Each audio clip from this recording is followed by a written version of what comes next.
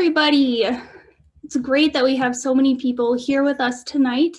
My name is Emma. I am a fourth-year medical student going into emergency medicine. I graduate in May. Yes, I'm so excited. You guys will be in my shoes before you know it. So this is really exciting that you guys are getting your feet wet with some emergency medicine topics. Tonight we have Becca joining us. She is the brains behind the operation. She will be monitoring the chat. If you guys have any questions throughout the presentation, please feel free to honestly interrupt me. It's no big deal. I'd rather you guys got your question out or go ahead and put it in the chat. So before we get started, does anyone have any questions?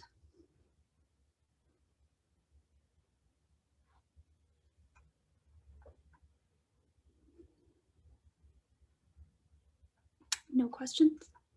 All right, well, like I said before, if anything comes up, go ahead and unmute yourself. I want this to be a conversation. I want you guys to be engaged and involved. I think that's gonna help not only get you excited about your journey into medical school, but also with this material, because you'll become very familiar with it before you know it. So with that said, let's go ahead and get started. Excellent. All right, so welcome again to Motivate MD virtual rounds. I'm super excited about this opportunity for you guys to get familiar with the material. For those of you just joining, my name is Emma. I'm a fourth-year medical student. Super pumped to be working with Motivate MD. It's an awesome company. You guys should check it out. So today's topic is orbital cellulitis, and we will get into all the medical jargon, terms, and things like that that you'll need to know to become familiar with this topic. And first, I want to just go through a little outline with you of the presentation. First, updates. All right, so as you guys hopefully saw in the chat, there is a link to the SOAP note and quiz that you guys should try to fill out the SOAP note as we go along. And just to give you a brief idea of what the SOAP note is, so S stands for subjective, and the subjective is basically what is the patient here for? Why are they presenting to you today? It's their history of present illness. So typically what goes into that is their chief complaint for our patient today. It's going to be eye pain or a right-sided headache. And then you want to note other features that the patient mentions, like when did their pain start? How did they describe their pain? Is it sharp? Is it dull? Does anything make it better or worse? Have they tried taking medications for that? So that's the kind of information that you want to go ahead and put in the SOAP note, or in the subjective portion of the SOAP note. So the objective portion is the physical exam. So that is the information that you gather on your own from the physical exam. So physical exam will include vital signs, heart rate, blood pressure, temperature, and then either a generalized exam or a more focused exam like we're going to do today for our chief complaint of eye pain. So the A, does anybody know what the A stands for? It's okay to cheat. Assessment? Exactly. Well, sorry, did you say assessment? Yeah. Yes, exactly. Very good. Do you know what the assessment is? So I think it's when the doctor comes into the room and just checks the patient out, like all the tests the doctor has to order. That's a really good thought. You're on the right track. So it has to do with the thought process of the physician when they meet with the patient, but the assessment is essentially your differential diagnosis. It's what do you think the patient has? Typically, it's ordered from what you think is most likely to least likely. So that's our assessment. And then finally, we have our plan. Does anybody know what goes into a plan? What we need to do next, like order some tests and start some treatment. Very good. Exactly. Very good. So depending on the scenario that you're in or where you're working as a physician, it's what you want to do for the patient. So I want this patient to follow up with me in clinic again in 2 weeks. Or if you're in the emergency department, it's I want to order a CT scan of this patient's orbits and sinuses to check out what is going on in the soft tissue of their face. So very good. That is the assessment. So that's a brief overview of the SOAP note. Go ahead and fill out the quiz at the very end. If you get an 80% or higher, you will get a certificate of completion, which is pretty cool. And then we would love any feedback that you have for the presentation today. So I couldn't resist, you guys. I don't know if you can relate to this already. I know you guys are working so hard to pursue your dream of becoming a physician. It is no small task. Even before you get into med school, I remember it's grueling. So I think you guys can probably relate to this last lower right-hand corner here. All right, so briefly mentioned this before, but the session outline for today is we're going to go ahead and talk about a cool case regarding orbital cellulitis. We're going to have a physical exam, go through the physical exam, our differential diagnosis, aka our assessment, and then going back to our assessment and plan. And then we'll have a brief overview of the pathology of the disease. So getting into the specifics of what makes orbital cellulitis orbital cellulitis. And like it says on the slide, please feel free to actively participate. I want you guys to get as much out of this as possible. So with that said, let's get started. A 39-year-old male presents to the emergency department with a chief complaint of right-sided headache. He thinks that he first noticed this pain 3 days ago, but notes that he is a security guard and was punched in the right face 2 weeks ago. But says all the bruising around his eye has since resolved. He describes the pain as a dull ache around his right eye. He denies any throbbing sensation, photophobia, which means light makes the pain or discomfort worse, phonophobia, which means sound makes the pain or discomfort worse. However, he does admit to diplopia, which means seeing two of something, double vision, and a sharp pain with eye movements when looking left, right, and down. He says the double vision stops when he covers one eye. He has not taken anything to treat his symptoms and says nothing makes his pain better. So with what we have right now, what about this case presentation stands out to you guys? He has like pain when he's moving his orbital muscles. Mm-hmm.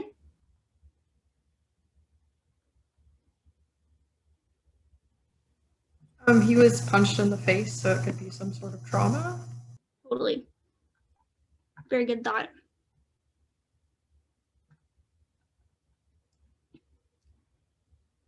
Any other thoughts?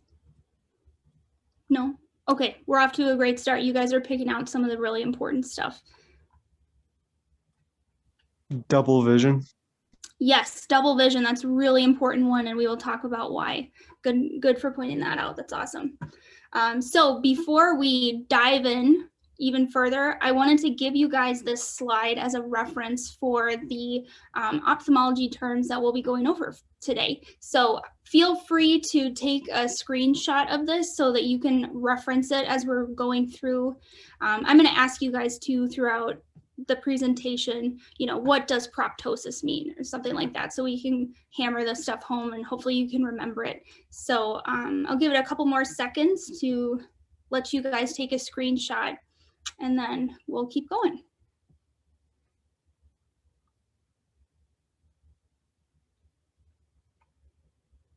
All right.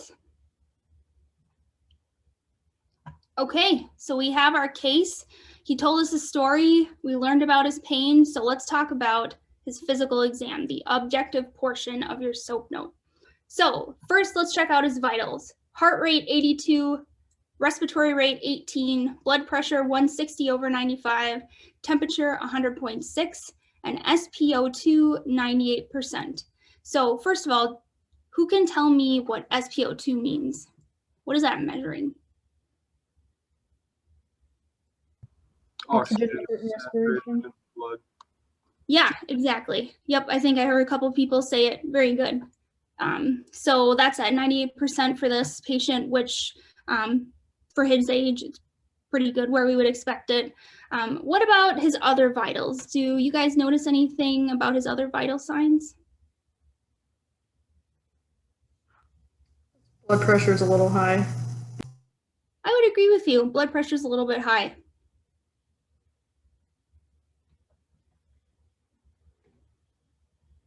Anything else about his vitals? Go ahead. What about his temperature at 106? Yeah. Yep, that's a little bit abnormal. Do you guys know the threshold for what is considered to be a fever? Is it 100.4? Yeah, very good. I'm so impressed that you know that. 100.4, that is the clinical definition of a fever, 100.4 and above.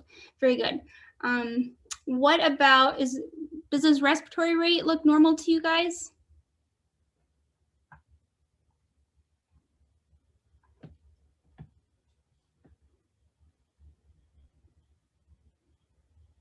I'm seeing in the chat, yes, not too bad. I'm gonna agree with you guys, very good. That's normal.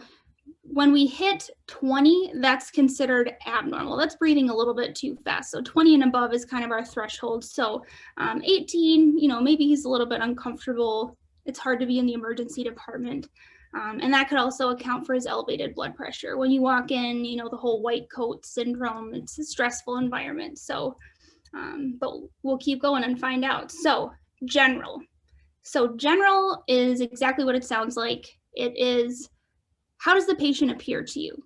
Do they look their stated age? Do they look like they're in distress? Do they look comfortable? So that's what general is. It's important for you to set the stage for not only, you know, anyone else who reads the note, but also patients now can request the note. So it's important that you document everything that you see. So our patient appears well and is in no acute distress. So that's good. HEENT. Can anyone tell me what HEENT stands for?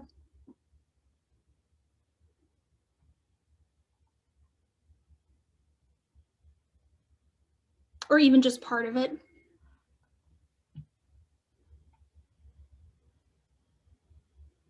I'm looking in the chat. Boy, you guys are smart. Are you sure you're not in med school already? Head, ears, eyes, nose, and throat. Very good. Yes, so that is our nice condensed area for us to document a focused exam on all the structures from the neck and above.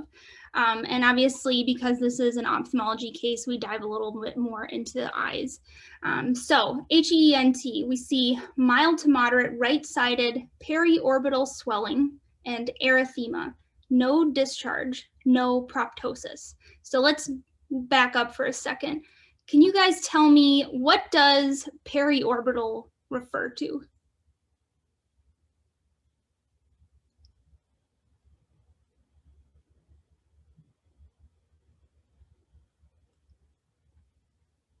So I'm looking in the chat, that's why I'm nodding. Area around orbits, around the orbit, around the eyes. Exactly, very good. It is the soft tissue around the eyes, or around your eye socket, basically. Very good. How about, let's review another term, erythema. What does erythema mean?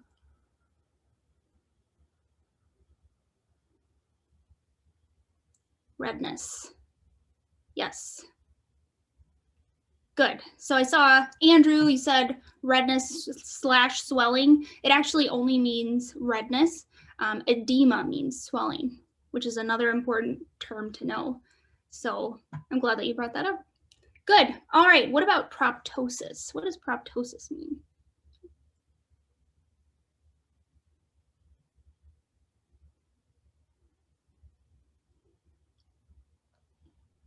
See bulging of eye out of the socket, protrusion of the eyeball. Yeah, exactly. That's exactly what it is. So it's an abnormal protrusion of the eye out of its socket. Good. All right. And then no discharge is what it sounds like. You don't see any either serous, which means like a clear fluid draining from the eye, or from anywhere from the neck up. You don't see serosanguinous fluid drainage, which means there's a little bit of blood mixed in with that clear fluid. Because this patient experienced a trauma, even though it was a long time ago, we would worry about clear fluid, especially around the face. Why? Can anybody tell me why we might be worried about clear fluid? Either coming out of the eye or coming out of the nose when a patient has experienced a trauma. Yeah, boy, gosh, you guys are smart. Yes, exactly, a CSF leak. Yes, and that can happen if you have, if you suffer trauma to your skull and you get a fracture of your skull or something worse than that, you can get a CSF leak. Very good. All right, let's dive into eye exam.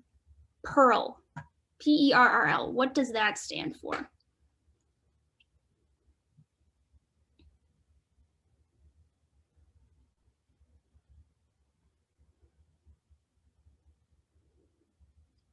No thoughts. That's okay.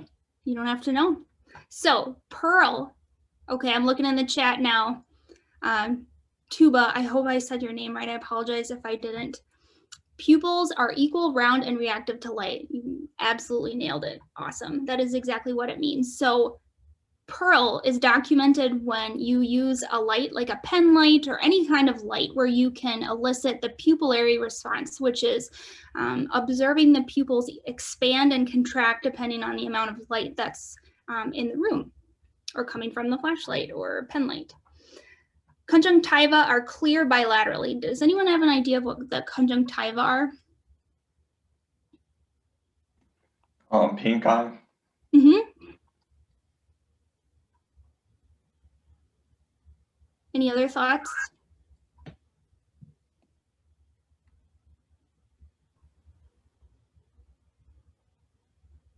So I see lining of eye white portion, whites of the eye. So yeah, you guys are definitely in the right ballpark. So the conjunctiva of the eye is something that you look at when you're assessing for really anemia is a really good example of assessing the conjunctiva. And I'm just going to show you. So the conjunctiva is like the pink area when you like pull down your eyelid and look on the inside. That's the conjunctiva. And when that's pale, that can be a sign of anemia or a low hemoglobin level, which could be a sign of a lot of different things like having a GI bleed from a stomach ulcer or something like that. Good, but his look good. The whites of his eyes look good. Visual acuity is 20/40 without correction, meaning without glasses or contacts, at 14 inches. So visual acuity, this is something that I had trouble learning for whatever reason. It was just my thing. So I want to make sure you guys understand what 20/40 vision means. Let's take a step back and let me ask you guys, what is the normal visual acuity? Do you guys know the measurement? 20/20. Yep, you nailed it, just like the TV show 20/20, exactly. So our patient, we can recognize is abnormal. He's 20/40. Can anybody tell me what 20/40 vision means?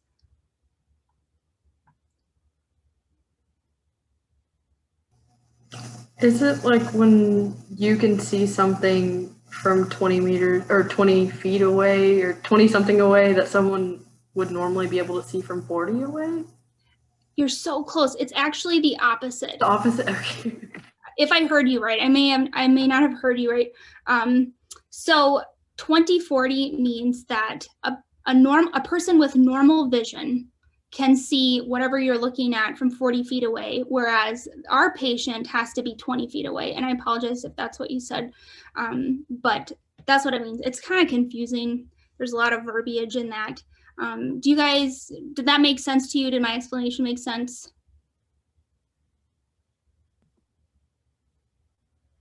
I'm sorry, can you repeat that again, please? Yes, absolutely. So 20/40 vision means that a person with normal vision can see what you're looking at, say an object, from 40 feet away, whereas our patient can see that object. They have to be closer. They have to be 20 feet away. So there's a deficit in their vision. They can't see as far. That's what that means.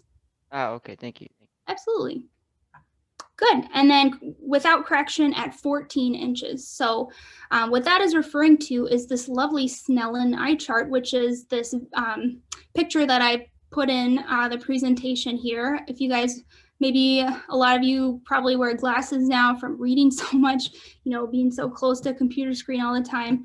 But this is a Snellen eye chart, and this is how you test a patient's visual acuity, by having them start with, the top letter and then going down to the smallest one that they can read. And that will tell you, oh, are they 20/30, 2030, 2040, etc. 2020, hopefully. And typically you want to have it at 2 feet, around 2 feet away or 14 inches from the face. All right, next is full visual fields. What do I mean by visual fields?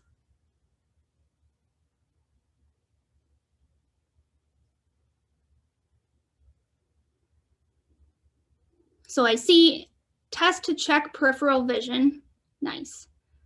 Area they can see, good. And then Catherine says no obstruction in eyesight. So all those are definitely on the right track. So when you guys get into medical school, you will spend a lot of time studying neurology and the pathways in the brain. And that has a lot to do with your vision, obviously. The visual cortex is in the occipital lobe of your brain, which is way back here. And why that's important is the way your vision and essentially the nerves are in your head is they kind of crisscross. And I won't get into all of that because it's kind of confusing, but essentially you have 4 quadrants in your visual field. So when you are testing a patient's visual field, what you would do is you would cover your eye and they would cover the same eye, and you would test their visual field by holding up 2 fingers in one quadrant and then going down and testing the other quadrant, 1 finger. And the reason why the physician or the medical student would cover their own eye is so that you know that you can actually see, you're not putting your hand too far away or something like that. You can see your fingers too. So that's what that means. And lucky for our patient, he has normal visual fields, so that's good. EOM, what does EOM stand for?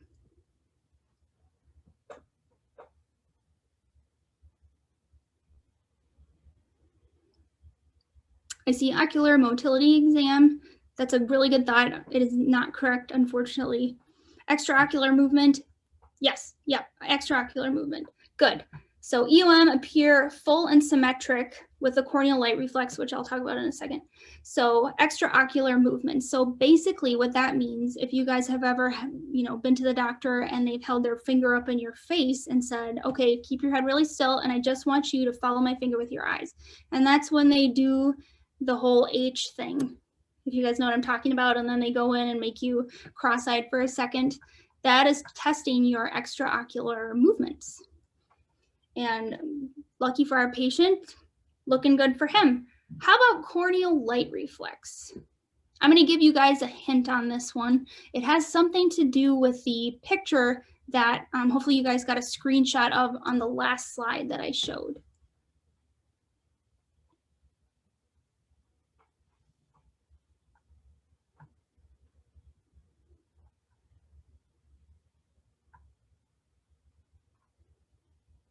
That's a tougher one.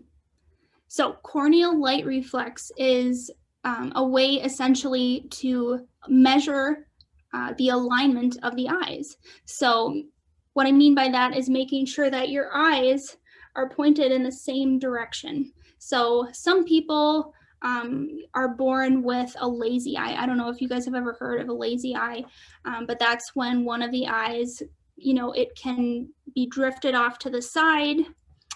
Or it could be, you could have a nerve palsy, having your eye go towards the middle or something like that. And the corneal light reflex would not be symmetric in both eyes. Your eyes would not be aligned. So that's a way to shine a light and look at the little white dot in the patient's eyes and make sure that they're aligned. That's what that means.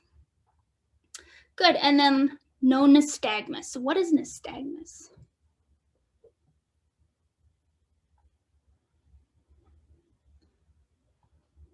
I see twitching eye, involuntary eye movement, exactly, yes. So nystagmus is something that a lot of people have. It's especially common in patients with conditions like alcoholism, and how you would test for that. Actually, I'm gonna ask you guys, how do you test for nystagmus?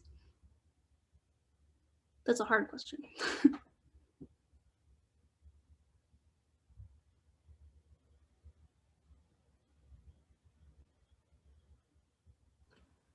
Totally fine. Go ahead. Would it help to do the test where you have their head still and ask them to follow your finger with their eyes? Yeah, actually, that's exactly right. And basically what you do is you just do an exaggerated move with your fingers. And so instead of doing the full H, what you're going to do is you're going to have them follow your finger way out to the side. And that elicits the nystagmus, the involuntary twitching that you can sometimes see. Nice. All right, patient endorses diplopia, double vision, and ocular pain with left, right, and downward gaze. Ocular pressure is normal with a tonopen. Does anyone know what does that last sentence mean? Ocular pressure is normal with a tonopen.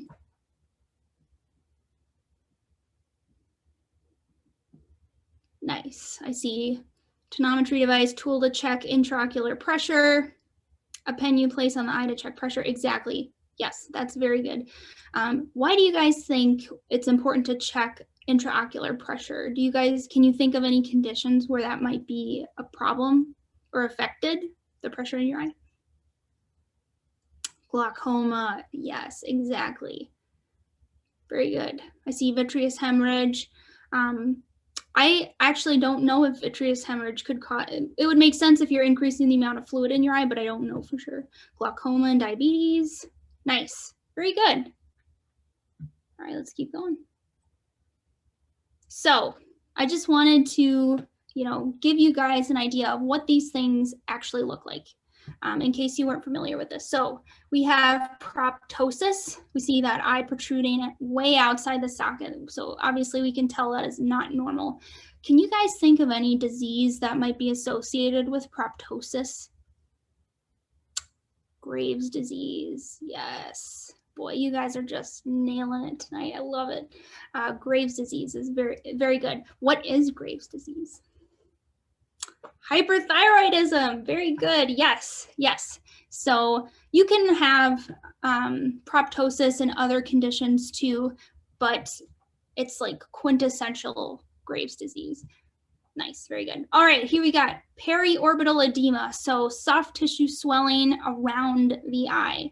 So we can see with these well-placed arrows that, this patient's upper eyelid is pretty swollen, their eyelid itself, below the eyelid, something is not right. Can you guys think of any conditions besides cellulitis that could cause inflammation like this? Around the eye specifically? C1 inhibitor deficiency. Whoa! Wow, yeah, absolutely. I'm so impressed. That's very good, yes. Allergies. You could get it in allergies. I don't know if you guys have ever woken up with, swollen eyes in the morning. I personally suffer from seasonal allergies, and so I can get swelling in my eyes sometimes, but that is one. Good. And then here we have the tonal pressure. Getting punched in the face, Cameron. Absolutely, that'll do it. A question. Could blood build up behind the eye cause edema as well? I think that's a really good thought. So by behind the eye, I'm not exactly sure what you mean. What do you mean by behind the eye?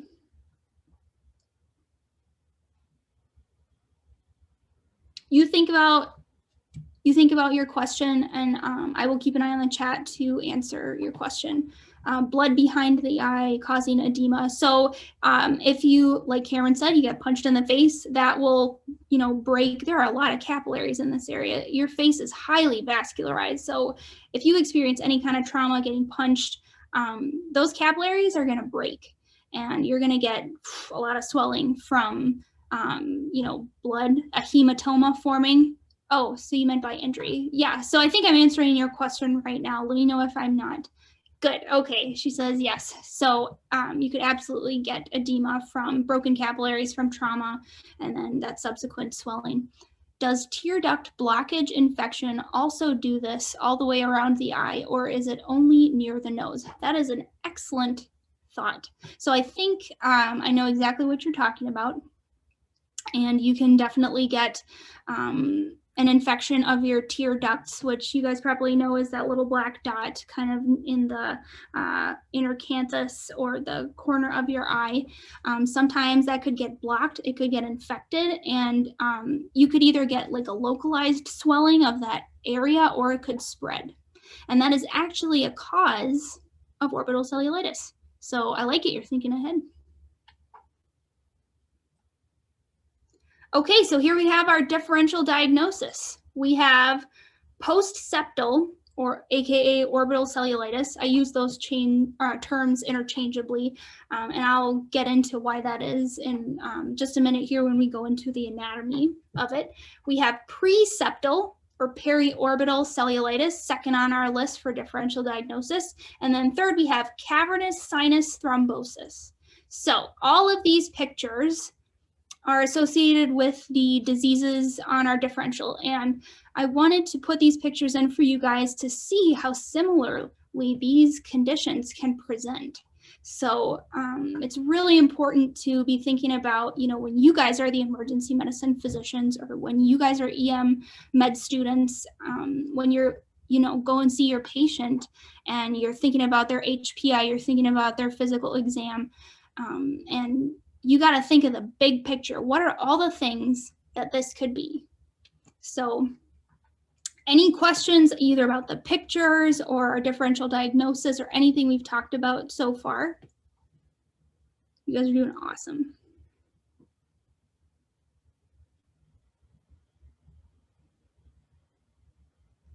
No? All right. Yeah, really quick. Are the nerves in the brain for the left eye in the right side of the brain and the nerves for the right eye and the left side of the brain? Is that Yeah. crisscrossing nerves? Yes, you're absolutely right. There's a lot of crisscrossing, and it actually has to do with a specific quadrant of the visual field that you're referring to. Yes, but to answer your question, yes, there is some crisscrossing. Absolutely. Septa means eyelids. So I will show you a picture of the anatomy here in just a second to explain what I mean by septal. Another name for that is palpebral fascia, if you guys feel like Googling that. But first, let's just dive into our A and P. So we just talked about the 3 top things on our differential diagnosis. This is definitely not exhaustive. The list could be way longer, but for our purposes, this is what we're looking at here. Cavernous sinus thrombosis, I just wanted to point out what is the cavernous sinus.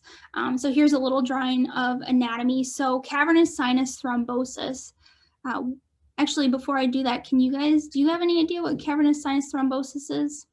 I feel like it's a good bet that you do.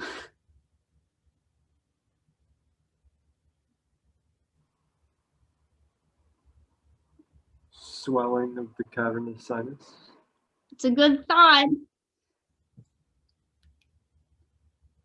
So blood clot in the skull, blood clot, yeah, exactly. So blood clot in the cavernous sinus, yes. So thrombosis means clotting, or basically a thrombus is a clot, a blood clot. And cavernous sinus thrombosis has to do with throwing a clot, throwing a thrombus in the venous system of your brain, essentially. And cavernous sinus thrombosis is specifically associated with patients who have an infection, typically an infection in their eye, orbital cellulitis, and that infection spreading and causing a clot. Because when you get really sick, you can get a condition called sepsis. I'm not sure if you guys are familiar with sepsis, but it has to do with a lot of different criteria.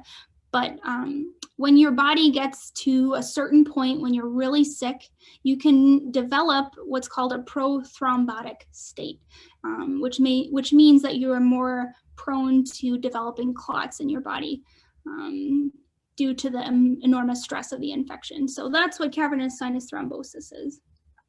And like we'll talk about in a minute, post-septal and pre-septal cellulitis, essentially all that has to do with is separation of anatomy. Preseptal cellulitis or periorbital cellulitis refers to swelling of the soft tissue around the orbit of your eye. So an infection that you could get from an insect bite, like a mosquito bites your eye or a black fly bites your eye, and then transmits bacteria into your skin. You get an infection. That's one way. Trauma is another way. Getting punched in the face like our patient did. You can get a little cut. It's a nidus for an infection, and our patients is just unlucky that way. And then postseptal cellulitis is honestly caused by a lot of the same things, trauma, insect bites, stuff like that. So any questions about our assessment or our differential diagnosis?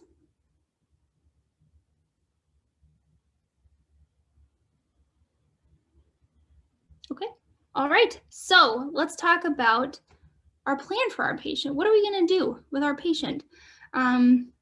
So this is an example of some pretty bad swelling that you can develop with honestly any one of these conditions. This one specifically is cavernous sinus thrombosis, but it's pretty bad. So first thing we wanna do, order a CT. Why do we wanna order a CT? What is the utility of getting a CT scan?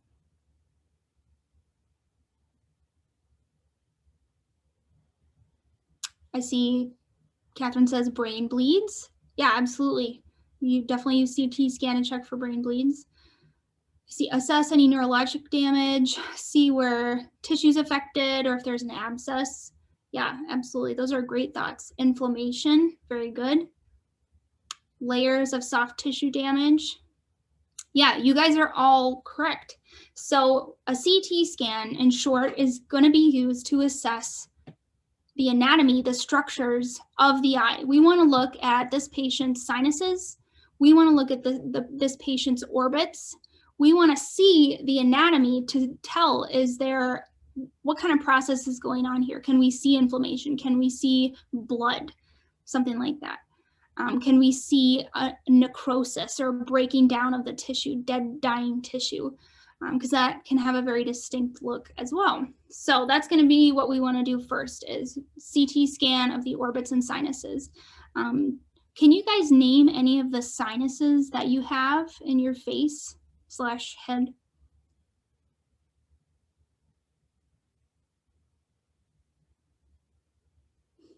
Ethmoid, sphenoid, frontal. Yeah, so basically the reason why I mentioned that is because maxillary, very good, frontal, yep. So you have a lot of different cavities in your head, and they range from here to here to here.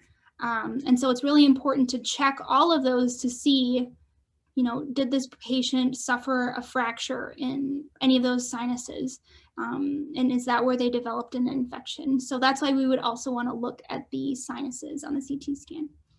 What would be the difference of CT scans with and without contrast? That is an excellent question. So for example, when you order a CT scan of a patient's head, since somebody mentioned brain bleeds, in that situation, you would not want to order a CT scan with contrast, because then you couldn't see any of the blood or hematoma that may have developed. Because fresh blood on a CT scan is bright white, as is contrast. So that would be a scenario where you would not want to order contrast. However, contrast is very useful for assessing for abnormalities in the soft tissues of the body. So it can be really useful when you're looking for appendicitis, or you're looking for a perforated organ or something like that. Does that answer your question, Carmela? Awesome, good question. All right, and then number 2 we have on our list, because we are thinking this patient has orbital cellulitis. We want to start him on broad spectrum antibiotics. Why is that? Why do you guys think we want to start broad spectrum antibiotics and admit this patient to the hospital? Because we don't have cultures yet. Kill possible infections and monitor, definitely. Need to treat before it spreads. Yeah, all excellent thoughts. and all correct. I agree with you, Parab. I hope I said your name correctly. Probably want to get blood cultures on this patient too. Is it likely a bacterial infection? Sarah asked. Is it likely a bacterial infection? Yes. So because we're on the track of orbital cellulitis or post-septal cellulitis, that's most likely caused by a bacteria. And there are a lot of different kinds of bacteria that can cause it. One is Staph aureus. That's a really common bug to cause skin infections. But there are many others that you will spend a lot of time learning about. So the reason why it's so important for us to distinguish between pre-septal or periorbital cellulitis and post-septal or orbital cellulitis is because the two conditions are very different. One is almost it's almost an emergency because the infection is within the eye socket itself. That means it could be in the globe of the eye, meaning the eyeball itself. It could be in the extraocular muscles. It could even eventually spread into the optic nerve, versus a periorbital infection, which is inflammation or a bacterial infection of the soft tissues around the eye.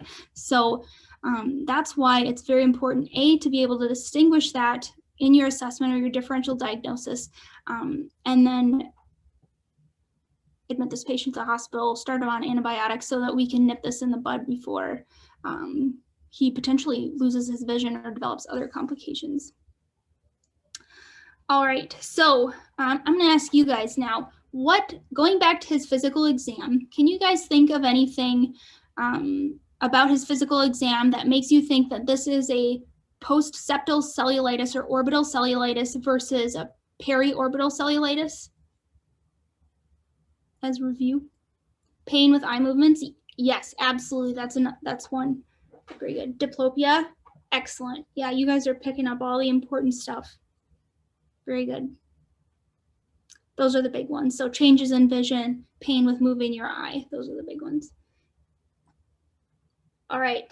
So diving into finally the anatomy of all this, I'm going to go straight to the picture on the far right of the eye. So finally, you guys can see preseptal or periorbital cellulitis is this pink skin right here, and that's inflammation anterior to or in front of the orbital septum or the palpebral fascia, same thing, which is that red line here. So that is what distinguishes pre versus post-septal cellulitis.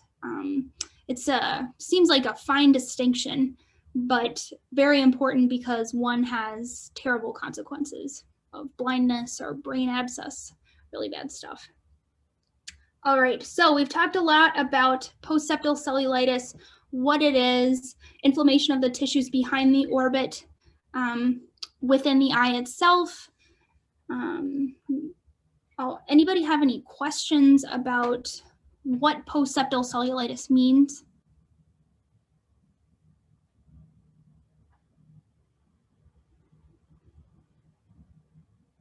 Okay, all right. And then we talked about causes. So trauma, like our patient getting punched in the face, contiguous spread of an infection from the sinuses. So contiguous meaning, let's say you have a sinus infection, a bacterial sinus infection. So you've got, terrible pain and pressure in your face. You have goopy green nasal discharge or boogers, in a lot of pain, you have a fever, you're pretty darn sick. Say that you don't get treated for that, or that your symptoms don't go away as you would expect them to. That infection could spread into the local structures, anything that's near whichever sinus is infected, including the eye. So that's what I mean by contiguous spread. And then spread of an infection through the blood. So honestly, whenever you have a pretty serious infection that can seed elsewhere, meaning bacteria travel in your blood to another place in your body, set up shop there and wreak havoc. That's what that means. Do you guys have any questions about causes of post-septal cellulitis or differences between pre and post or cavernous sinus thrombosis? With post-septal cellulitis, when you get punched in the face and it causes the inflammation of the tissues in that area, would that inevitably lead to an infection? Or I'm just a little bit confused on, is it like the trauma that we're causing cellulitis, or is it the infection? That's a really good question. So let's say our patient got punched in the face and whoever punched him had a ring on or something. And that caused not only that really terrible swelling and bruising around the eye, but also a little bit of a cut. That little cut could be a nidus for infection, just a perfect pathway for the bugs to get in through your skin and set up shop within the orbit of your eye. It's also possible that blood from all the broken capillaries could get infected. That's also a possibility, but for the purposes of this, I would say for our patient, let's say he got a little cut on his eye.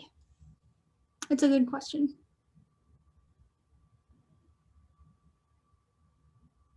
Any other questions at all about anything? Okay, keep going. So a little bit more on pathology, so our diagnosis and evaluation. So you guys have probably noticed we have some repetition in this presentation, and the point of that is to help you remember as much as possible. So what to be suspicious, when to be suspicious for an orbital infection, swelling or edema, warmth. How do we say redness? What's our medical term for redness? Rubor. Fancy. I love it. Erythema. Yes, very good. Erythema. How about what's our fancy doctor word for swelling? Edema. Yes, you guys are so smart. Good. And then redness of the eyelid, erythema of the eyelid with a fever. So fever is kind of a non-specific or constitutional symptom, but it's important because it tells us the body is reacting to some kind of insult. And fever is an inflammatory response of the body. Also want to watch out for any patient that has abnormal visual acuity. Tough question now. Can somebody explain visual acuity to me? What does that mean? What's normal? What's abnormal?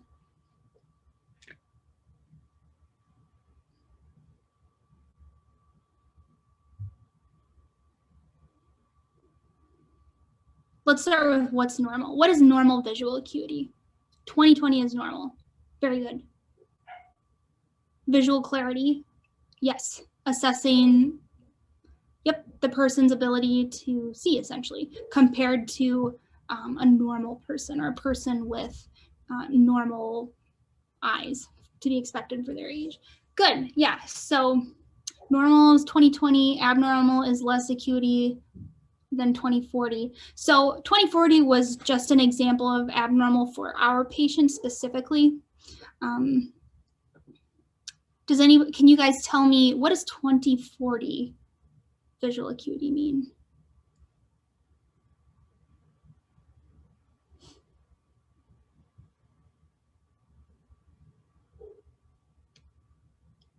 Anyone want to try? Normal person is 40 and abnormal is 20. Means a normal person can see from 40 feet. The patient can see something at 40 feet when a normal person would see it clearly at 20. Normal peeps see 40 feet, you see it at 20 feet. Yes, so Ronald, I'm gonna call you out. So you are correct. So let's say you're looking at an apple or something, and you can see that apple at 20 feet. But a person with normal visual acuity can see that apple at 40 feet. So you have a deficit. You are not able to see that apple from the same distance as a person with normal visual acuity. That's okay, Sarah. No worries. Honestly, I've gotten it wrong so many times, but that's how you learn. You get it wrong a million times, and then you get it right on the test, and that's what matters. So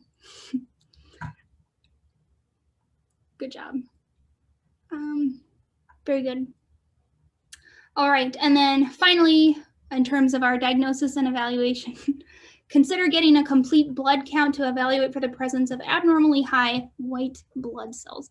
So what am I talking about here? What is a complete blood count? Do you guys know what that tells us, or what does it measure?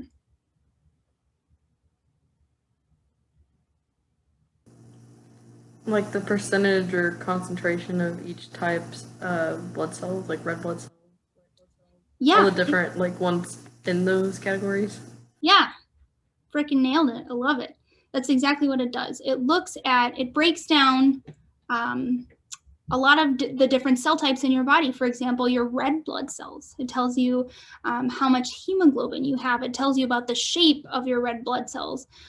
It also can break down the leukocytes in your blood, or the white blood cells, as well as platelets. Very good. Yeah, you guys are awesome. So just a little fun fact. So you can order a CBC or a complete blood count by itself, and that'll give you the basic measurements of what's in your blood, essentially. But it doesn't go into detail about your white blood cells and which white blood cells are elevated.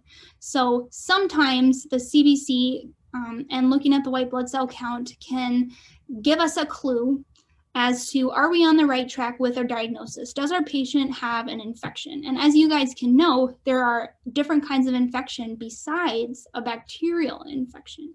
So the way your body reacts to whatever bug is infecting you, be it a bacteria, a virus, a parasite, you can use a CBC with a differential. The differential is how you get measurement of all the different types of white blood cells to help guide your thought process. So in reality, a CBC and the white blood cell count specifically, it doesn't tell you anything to make it 100% true. What it tells you is that the body is reacting in some way. So for example, if you have a bacterial infection, does anybody have a thought about what kind of white blood cell would be elevated? PMN. Prav, you're just freaking nailing it. I love it. Yes, neutrophils, or yes, PMN is another way to say neutrophil. Very good. Yes, so neutrophils are granulocytes. They're a type of white blood cell that typically respond to bacterial infections. So that can, be a clue as you're on your way to figuring out, am I on the right track with post-septal cellulitis, or is this something else? That's the utility of a CBC. Good.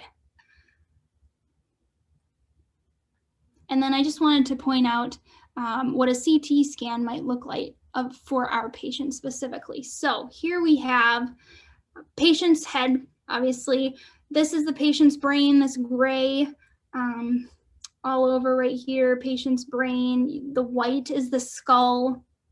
And then past the skull, or anterior to the skull, in front of the skull, would be the soft tissues, which is why they're kind of grayish.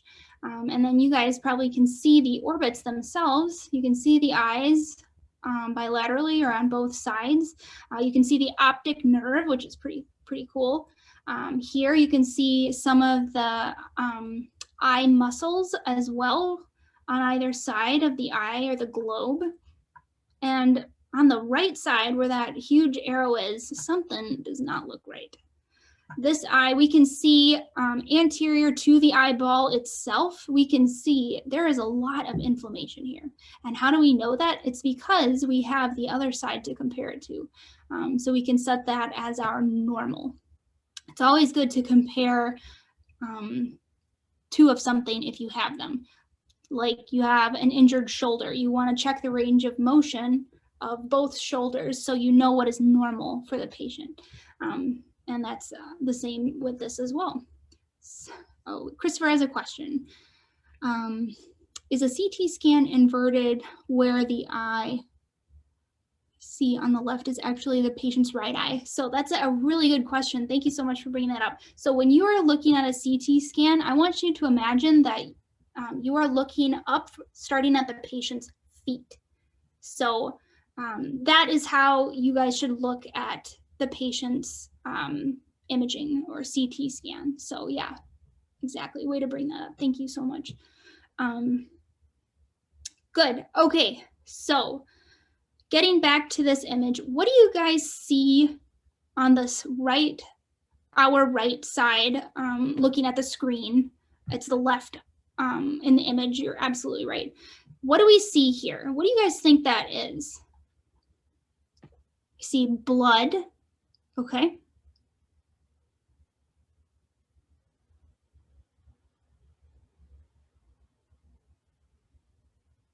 Inflamed tissue, definitely. Edema, I like it, Cameron, yes. We don't see white blood cells, although, you know, they're obviously probably in the inflamed tissue, so you're not wrong. CSF, potentially we see CSF. So I'm gonna give you guys a clue. The black here is air. What do you think could cause air to be behind this patient's eye? It's crazy. Some infections, yeah. So this patient has sinus breakage, yep.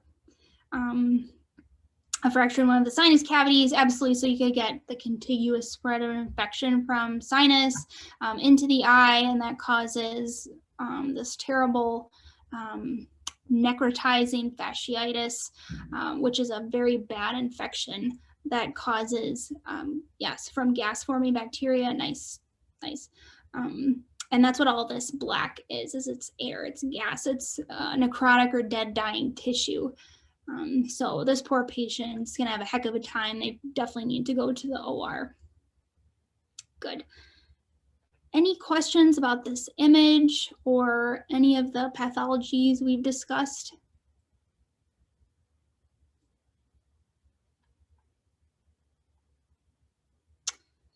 If CT is not available, are there any alternatives? Ultrasound, yeah, actually that's a great thought. So you can definitely ultrasound the eye. So ultrasound is only as useful as is the skill of the technician. So if the technician is proficient in ultrasound and they're able to understand what they're looking at, then it's perfect because it's something that you can do at bedside.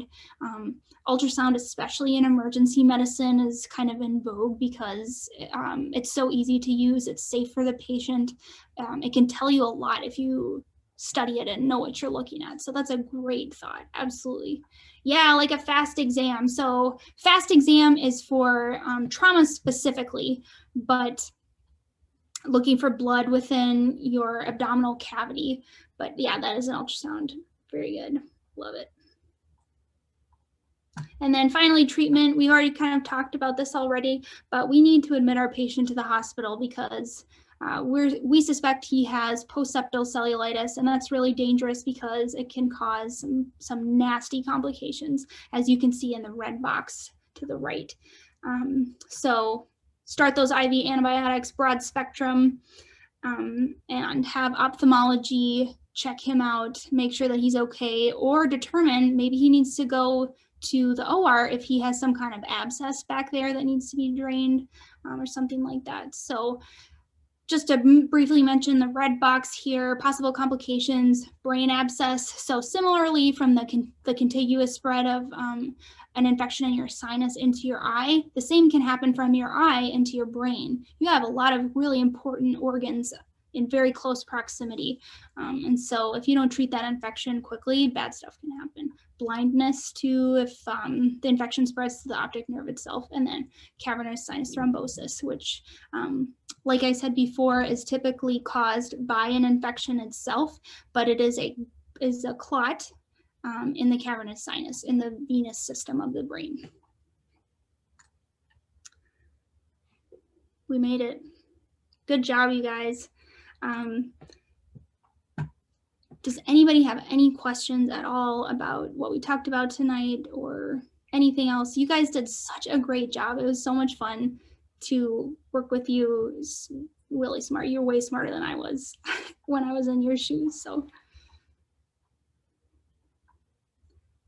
back to the previous slide. My sources? Is that what you wanted to see?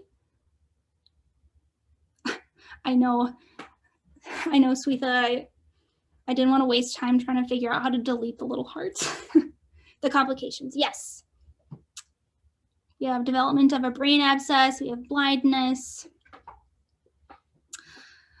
Ritu, hi, I'm hoping to go into ophthalmology, so I really appreciate this case. Oh, absolutely, I'm so excited for you. Ophthalmology is awesome. My husband is in ophthalmology and he was very excited about this case, so.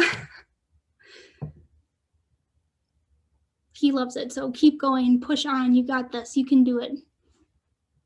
Honestly, if you set your mind to something, you know, going into medical school, like this is a specialty I want to do, I would recommend staying open just so you can enjoy all the different specialties you'll be exposed to. But if you put your mind to it, you can do it. Absolutely. I believe that 100%.